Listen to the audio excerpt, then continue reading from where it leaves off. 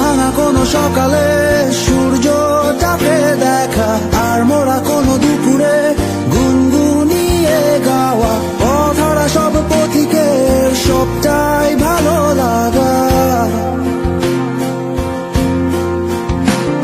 আর জানালার ওই কাছটায় থমকে থাকা বৃষ্টি, অলিখিত সব কবিতায় আটকে থাকা সৃষ্টি, দেয়ালে আঁকা ছবিটায় ছড়িয়ে ভালোবাসা। কোনো সকালে